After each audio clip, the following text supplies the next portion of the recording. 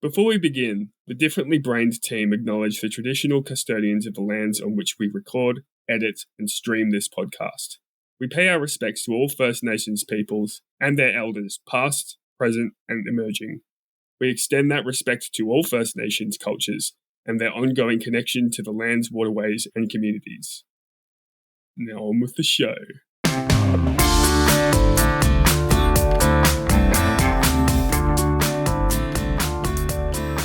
I need a hot desk baby tonight.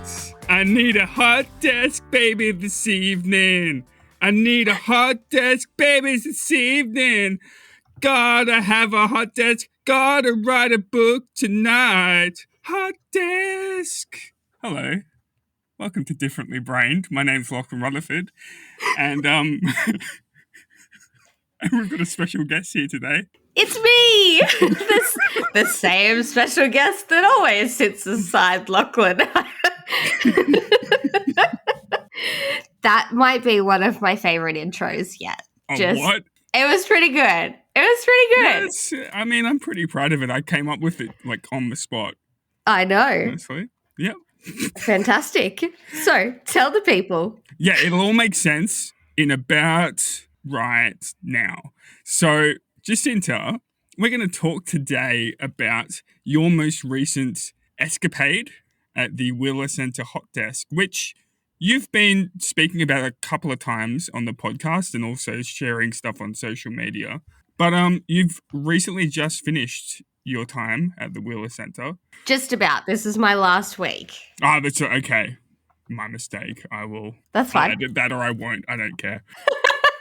So you've been going on about banging on about this thing for a while now. What is it? What are you even doing? Can you tell us more, please?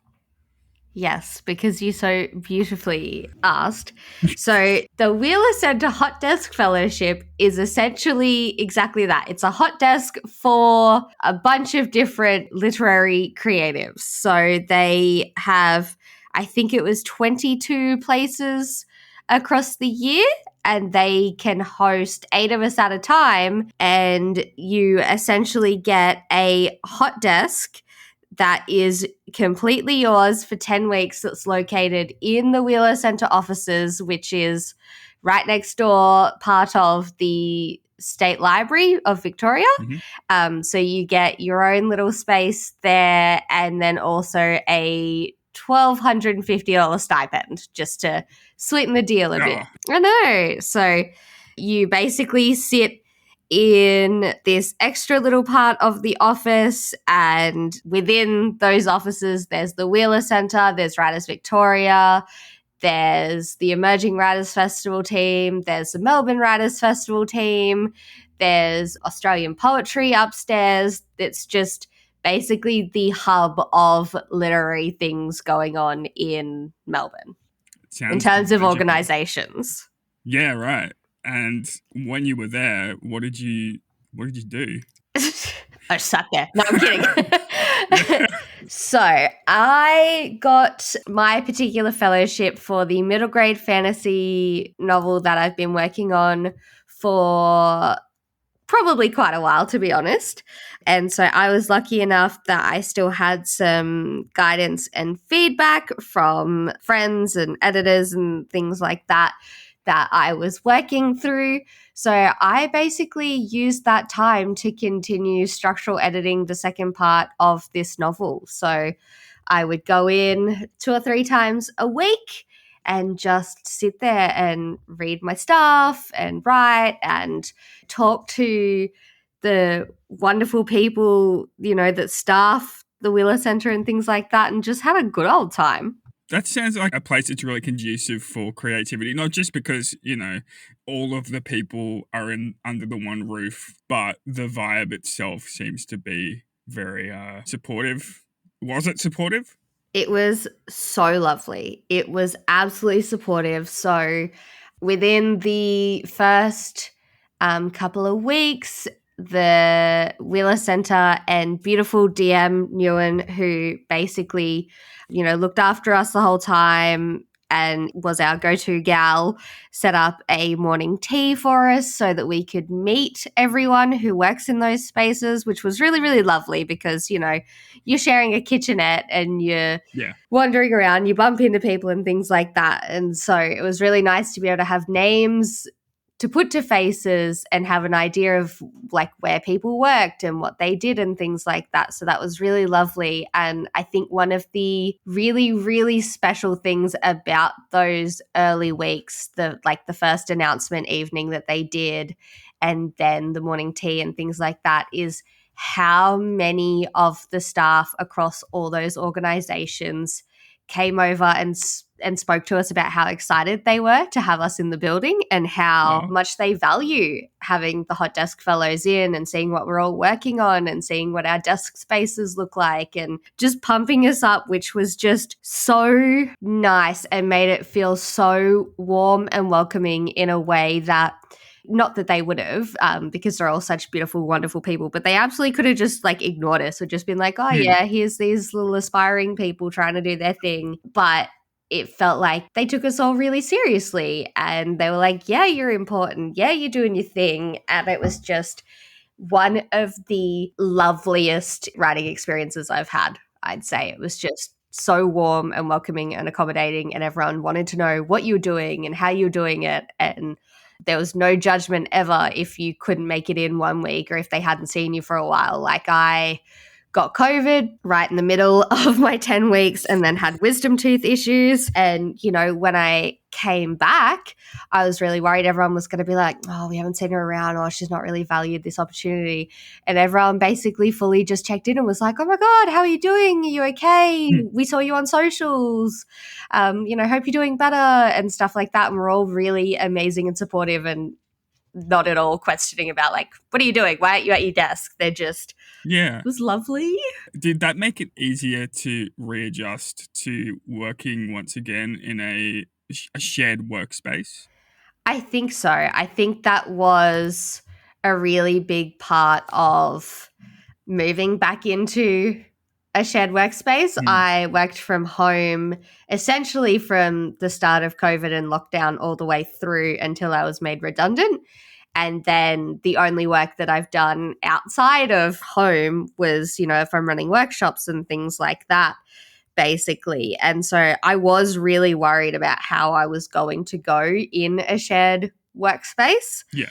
But one, it was just super lovely, you know, and just the environment itself, like working in the State Library with all of the beautiful ceilings and everything itself was just stunning. It was exciting. But then, you know, knowing that they were comfortable for me to use that space however I needed to meant that like I would just chuck headphones on and that'd be fine. And if someone needed me, I made it quite clear like they could come over and tap me and it was fine. And, you know, I would just bop along to my violin covers or my D&D soundtracks or whatever it was I was using to write to, and I didn't feel uncomfortable stimming or moving around, or if I was in the flow eating at my desk or wandering off for a couple of hours and coming back. I think, coming into an environment that was so warm and welcoming and flexible meant that I didn't feel like I had to mask and I didn't feel like I needed to do the work in a way that maybe I assumed people would want to see me showing up. I just did it how I wanted to.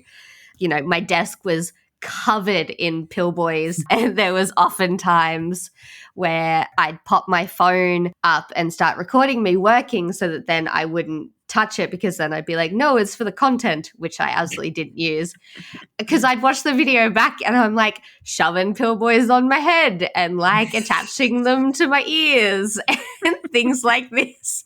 And at no point did anybody be like, that's weird. In fact, I gave away a pill boy at the end to one of the emerging writers co-chairs, because she'd just been so gorgeous and lovely the whole time and always stopped and talked to me at my desk. And in the end, she was just like, oh my God, I love these little fellas. And I was like, here you have one. So there's pill boys out in the world that don't live with me or you anymore, mate. Yay! I know. Dealing the pills. I know. And I was like, there was a little bit of me that was super worried because I went in, and for anyone who's been following me on socials, I covered it in images. I had a bunch of fantasy and clown images and mood board and things like that. And so my desk looked very different to everybody else's.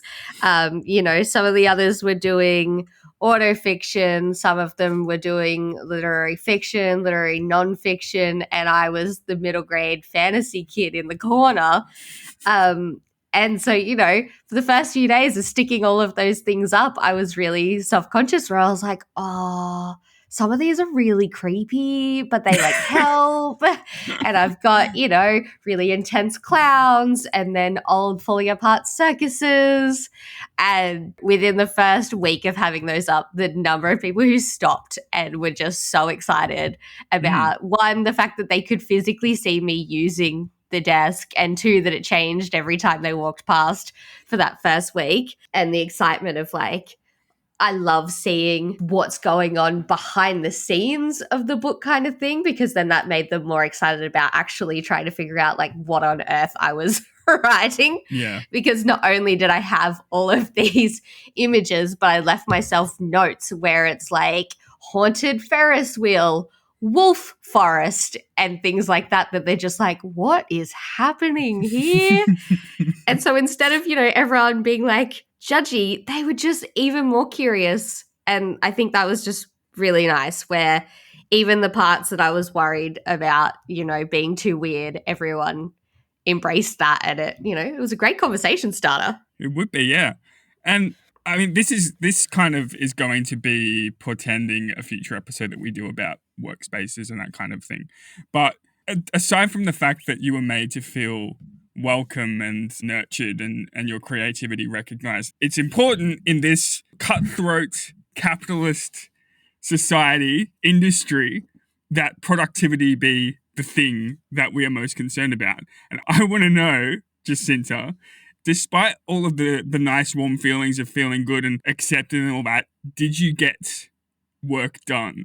Did you find that being in this environment with the pictures of the clowns and the people talking to you with excitement about your work, did you find that was conducive to productivity? I actually did. I thought I was going to struggle a lot more than I did. But once I basically leaned into, okay, I need to have my headphones on and things, we both also know that I have a lot of issues around productivity and attaching my self-worth to my output and things like that. And I think this was such a timely fellowship basically to remind me that that's not the case and I need to calm down and everything, and that, I'm going to face curveballs and COVID and things. But one of the biggest things that I did differently this time to what I'd done previously is, instead of, because I was coming in with basically a full draft and I was editing, tracking your word count doesn't really feel very nice because it generally goes down when you're editing, or it fluctuates a lot. Sometimes it goes up, sometimes it goes down. If you're, in structural editing, it's all over the place. If you're copy editing, I'd argue more often than not, it goes down. And so that doesn't feel necessarily all that great for me. And so to make myself visually be able to understand the effort and the energy that I was putting in, because I am a very visual tracking individual, I tracked my hours that I spent working on the manuscript at the Wheeler Centre instead. So I got a tiny little jar, and the only thing I had hanging around the house was some little fake pearly bead things. And I was like, that'll do. And I thought no one would care at all, but I started sharing them on Instagram. How wrong you were. So many people were so into it, which was nice. The sound itself was enough for me, where I was just like, this is so satisfying. Yeah. And the amount of people, when I suggested that maybe after the Hot Desk Fellowship I would keep it going, but I would use pom-poms, I got so many messages being like, if you take that sound away, hell will break loose. People love the sound. It's basically ASMR. Productivity ASMR. Absolutely. But yeah, like I still didn't end up with the hours that I wanted, to be honest. I very naively thought that jar would be full. That jar, like the beads barely cover the bottom of the jar. You can still see through. But, you know, at the end of every writing session, grabbing a couple of beads, even if it was one, was very affirming of like, yeah, you did some work today. I can't necessarily quantify it in, you know, you fixed X number of sentences or you did that, you did this kind of thing, because I do write and edit kind of all over the place. It's a bit of an issue. But being able to see it visually, I think, for my little neurodivergent brain was really, really important. And, you know, I think hours worked is probably the way that I'll have to track things when I edit now. Yeah. And potentially even when I'm drafting and things like that, just because it did feel as satisfying or more so than word count. Like I'm really proud of, I can now look at that and think, this is how many hours I put into that. That is how much of my time I value this thing. And it kind of encourages me to keep going, to put more time in kind of thing. So Yeah. that was how my little tracky brain did it. And yeah, for everyone who does follow me personally on Instagram, I will keep it up.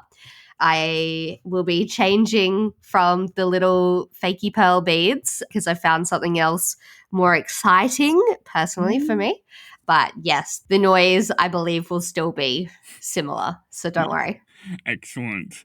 It's just on that point though. So we sometimes at Differently Brained, we like to Tarantino things and record things in the past that are going to come out in the future, and then things that are released in the present are released before things that are recorded in the past. And hopefully you understand what I'm saying. But basically, we had a conversation with Hayley Scrivener, who you'll hear in a month's time, possibly longer, speaking about the amount of time that she spends writing, basically going about her day writing, 3 hours a day or whatever, and that's the full day's work.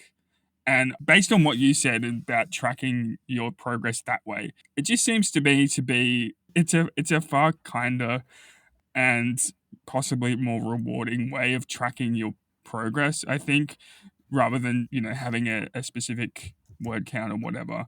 Because then you reevaluate writing as a craft and being less about, I suppose, having an output and more about something that you grow over time, something that you slowly chip away at, and then a thing comes out of it through hard work, obviously. But yeah, I think that's really what I was trying to say in a nutshell. Yeah, it showed me, how it's growing and how it's developing and how I'm improving as a writer, regardless of what the end product in terms of numbers or chapters or things like that actually looked like. It showed me not only have I spent that much time on this particular manuscript, I've invested that much time in me being a writer and in me making a career out of this, which for a really long time I absolutely didn't think was possible. And, it still amazes and shocks and confuses and delights me that, this is such a big part of my life now. And yeah, to see it as watch that little jar growing kind of thing rather than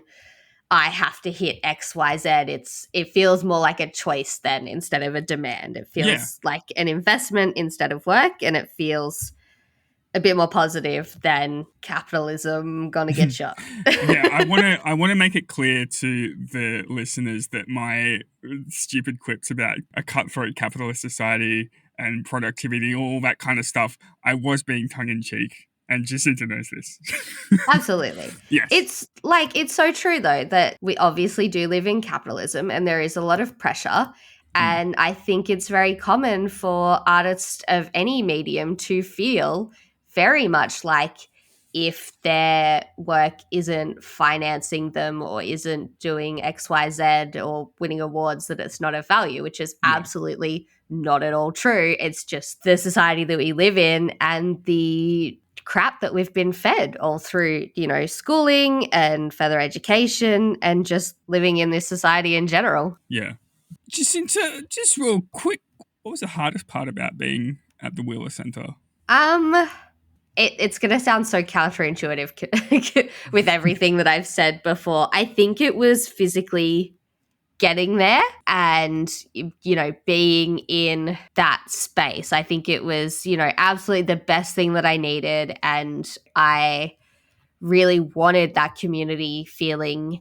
And I needed that, but also with the chronic fatigue, getting up, getting on a train, getting there, getting myself set up, figuring out what to eat. Like, it just changed my routine a little bit. It changed my routine a whole lot. Which isn't easy for neurodiverse people. A lot of no. the time. So, yeah, I think the benefits absolutely outweighed the effort that I had to put in. But in terms of like longevity, it did reaffirm for me that probably going back to full-time work, especially in an office, is not on the cards for me right now. Yeah. I cannot do the commute and I cannot do that level of stimulation, even when it is a environment where I'm incredibly comfortable. I was so much more comfortable there than I expected to be. So even when, I'm very comfortable and I have access to all the things that I need, still just getting there and getting back and being able to function the next day was really difficult. Yeah. Finally, I am itching to know, even though I already know, but I'm speaking as a proxy of the audience. Can you tell us a little bit about what your book is about, what the themes are, what the general plot is, all that kind of stuff, how many metaphors you use, I guess. Just go nuts, tell all. Well, don't tell all, don't tell spoilers. No way, bro. No, I'm kidding. I would be delighted to give you a little... Sirius also wants to tell you about the book. You're not in it, Sirius. He's not, actually. I don't have a doggo character. Maybe I should. So I won't spoil too much. I will just give you a bit of the flavor. So it's a middle grade fantasy adventure novels. So for late primary school, early high school readers, I like to think of it in a similar vein to Jeremy Laughlin's Jane Doe series or Jessica Townsend's Morrigan Crow series. For anyone who's read those, get ready. I want to be next. And basically, the book follows beautiful Amelia, our gorgeous autistic protagonist, who has just started high school and she's struggling. Her best friend is no longer her best friend, but is in fact her biggest bully. She's coming to terms with, the transition to high school and how different everything is. Everything's just a little bit harder and it's all made worse by the bullying. And then a magical circus arrives on the outskirts of her rural town. Exciting times. All the kids can see it, but none of the adults can. And so there's rumors flying everywhere, all over school, and it's all very exciting. And then Amelia discovers that potentially there has been a circus in Blackridge before, which is the town that she lives in, and a girl went missing last time. Ooh. And so she starts to do a little bit of research on that, maybe gets a little hyperfixated, and it all kicks off when May, her ex-best friend, dares her to enter the circus. I will not say more, but that's just a little teaser, a little tester. So if you're interested in, quality autistic representation, if you like fantasy circuses, if you like me, keep an eye out for it, because I'm hoping that we'll be able to find it a publishing home this year and I'll be able to get it out to you guys in the coming years. I'm so excited. I really am. I don't know if you want to give a little bit of a humble brag, but you really should, about your reading yesterday and what the nice things people said about your writing. I wasn't going to. Oh. But you are right. So one of the really lovely things that the Wheeler Centre does for their Hot Desk Fellows is they put on an evening. They have a series called The Next Big Thing, where they hype emerging writers and people who have just put out their first book or collection and things like that. And they do evenings at the end of the Hot Desk Fellowships. So last night, me and my cohort got to get up and read parts of what we'd been working on. I've never read my work out publicly in person before, so that was absolutely just so petrifying and exciting. And I hadn't shared any of this story publicly either. I'd sent it off to all the things that I've been lucky enough to get for it. So I know that, individuals here and there within organizations have read it, but I'd never, Lucas hasn't read any. Well, he has now, but Lucas hadn't read any of it. Most of my friends hadn't read any of it. And so, yeah, it was big and it was just really lovely. Everyone was so nice. People came up afterwards and talked to me about my beautiful character, Amelia, and how I'd developed her characterization from the very beginning because I read from the start because I couldn't be bothered finding somewhere else. And it was just, really lovely and really affirming of what I'm doing and that maybe it's better than I generally give the project and myself credit for. As I said to you last night, you don't say! Yeah. Well, mate, thank you so much for talking with me today about the Wheeler Centre Hot Desk Fellowship and your experience of being a fellow. I'm glad that you were able to do this thing, that it was so rewarding for you. And I'm super excited for this bloody book, let me tell you. Thank you. No worries. Also, as I alluded to, we're going to be doing another episode specifically on workspaces. It's something that we've been kind of toying with the idea for a while now and haven't really gotten around to doing it yet, but seems pertinent. And I guess I know that we will see you next week for a longer episode, bit of a short boy today, this time, whenever you're listening. But thanks for coming along, listening to us talk about stuff. If you want to hear more about, this project and when it, fingers crossed, hopefully comes out one day, you can find me on my personal socials. It's just my name, Jacinta Dietrich. If you want to hang out with us generally, we have our beautiful Facebook group where everybody chats. I ask all the questions and just dig around for answers. We're on Instagram, but basically we just, thanks guys. Thanks for the journey. Thanks for, cut that out. Journey. You can end it with just, thanks guys.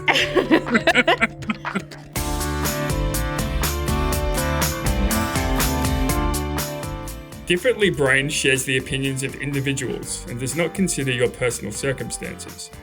Differently Brained exists purely for information purposes and should not be relied on as health or medical advice.